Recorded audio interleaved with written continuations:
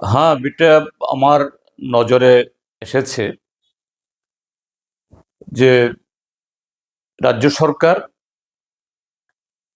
যে তুলসীবতী বালিকা বিদ্যালয়ের সামনে সেন্ট্রাল রোডে জ্যাকসন গেট নামে সে রাজন্য আমলে একটা এরকম গেট ছিল।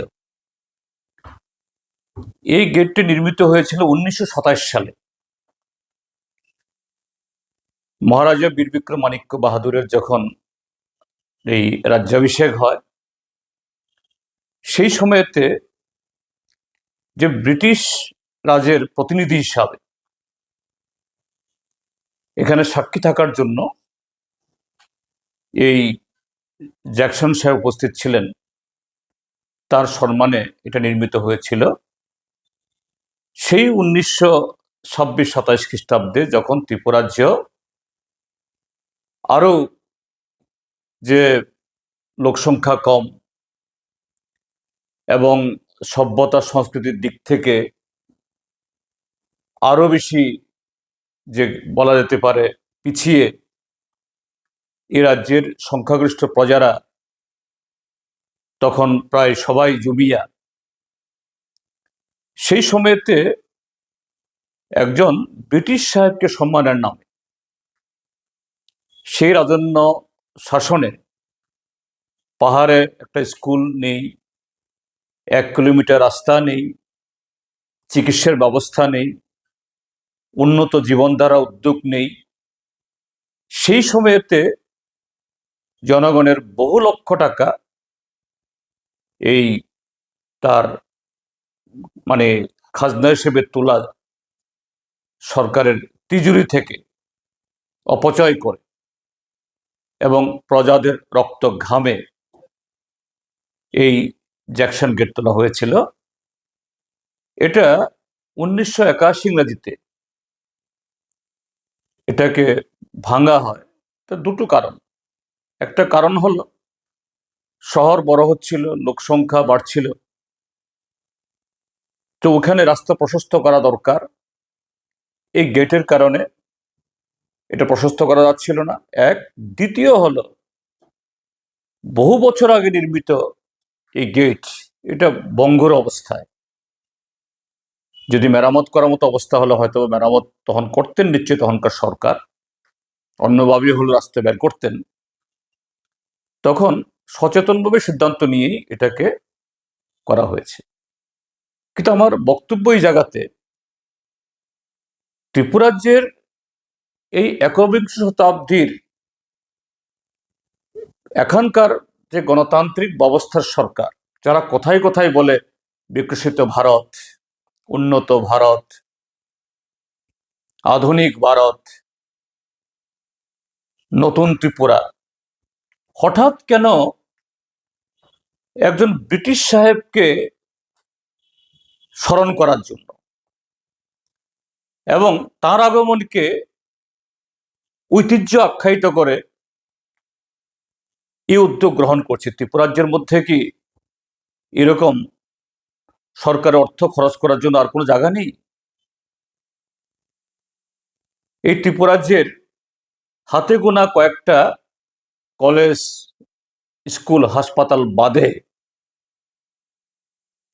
একটু ঘুরে দেখুন না এই রাজ্যের বর্তমান মুখ্যমন্ত্রী বা তার মন্ত্রিসভার সদস্যরা, অন্যরা কি চেহারা পরিকাঠামো, স্কুলের চেহারা, কলেজের চেহারা, রাস্তার চেহারা, হাসপাতালের চেহারা। তো এগুলো মেরামতির জন্য টাকা নেই, কিন্তু ব্রিটিশ সাহেবকে স্মরণ করতে হবে, এটা ঐতিহ্য। তো এটা পরিষ্কার যে এই দেশের যারা স্বাধীনতা সংগ্রামের ঐতিহ্যের যারা, সেই ঐতিহ্যের পক্ষের যারা লোক, তাদের কাছে ঐতিহ্য 42-এর ভারত ছাড় আন্দোলন, নৌ বিদ্রোহ, তাদের ঐতিহ্য যুব শহীদ এই ভগৎ সিং, ক্ষুদিরাম, তাদের লড়াই, তাদের সংগ্রাম। এবং স্বাধীন ভারতে গণতন্ত্রকে আরো মজবুত করার জন্য যে সমস্ত সংগ্রাম হয়েছে এবং সেটাকে কেন্দ্র করে যে স্থানগুলো, এটা আরএসএস বিজেপির কাছে এগুলো ঐতিহ্য নয়। তাদের কাছে ঐতিহ্য একজন ব্রিটিশ অফিসার, যে তার নাম স্যার ফ্রান্সিস স্ট্যানলি জ্যাকসন। তিনি 1927 সাল থেকে 32 সাল বাংলার গভর্নর ছিলেন। তার সম্পর্কে খুব ভালো আমার জানা নেই ঠিক, কিন্তু ওই পিরিয়ডটা 1927 থেকে 1932 মানে এটা কি উত্তাল, যে আমাদের দেশে এই স্বাধীনতা সংগ্রামের যে ঢেউ এই বাংলা থেকে এই সমস্ত ভারতে আশ্রে পড়ছিল। এবং ওই সময়েতে অন্যান্য যারা এরকম গভর্নর বা ইত্যাদি যারা ছিলেন ব্রিটিশ অফিসার, ব্রিটিশ আমলা, তার মতোই তিনি একজন। 6 ফেব্রুয়ারি 1932 তিনি কলকাতা বিশ্ববিদ্যালয়ের সমাবর্তনে যাচ্ছিলেন।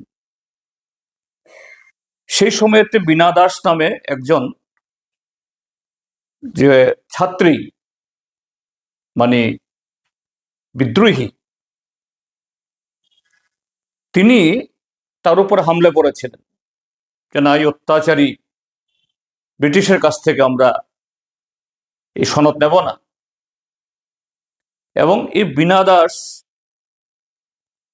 তার সে অপরাধে, তার প্রতিবাদ করার অপরাধে তাকে 9 বছর জেল খাটতে হয়েছিল। তো এটা কি আমাদের বিজেপি বলছেন, আরএসএস বলছেন লেগাসি? কাজেই এটা আরএসএস বিজেপি স্বাধীনতার সংগ্রাম, স্বাধীনতার ঐতিহ্য, এটা তাদের লেগাসি, এটা তাদের ঐতিহ্য না। তাদের কাছে হলো ব্রিটিশদের কাছে তখন পদলেহন করেছিল তাদের বীর সাভারকার, গোলওয়ালকাররা।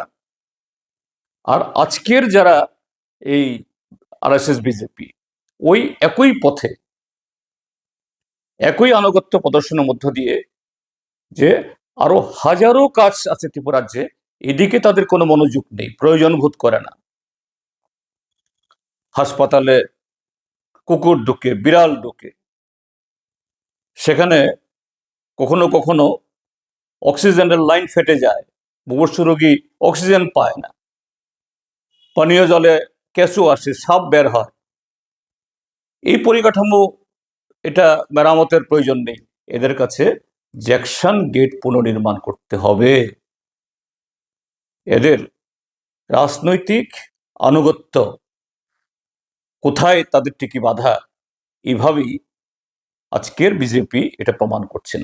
কাজেই আমি দুঃখিত, লজ্জিত, এবং এই উদ্যোগকে আমি সমর্থন করতে পারছি না, এবং অনুরোধ করব রাজ্য সরকারকে তাদের এই সিদ্ধান্ত থেকে তারা যেন বিরত থাকেন।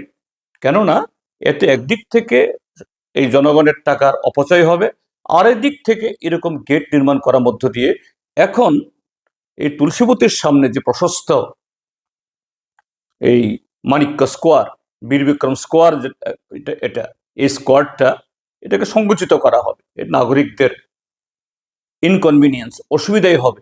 এটা মোটেই হওয়া উচিত নয়।